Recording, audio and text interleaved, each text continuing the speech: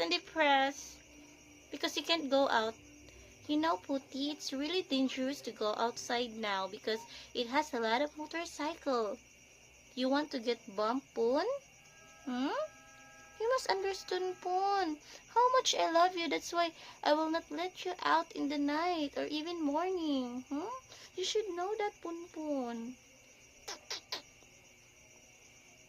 I know you miss the room between... I mean, I know you miss the room that you are alone right now. Charot lang. Alone. You and me alone man, dapat.